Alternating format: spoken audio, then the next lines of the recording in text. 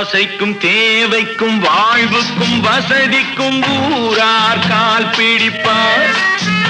ஒரு மானம் இல்லை அதில்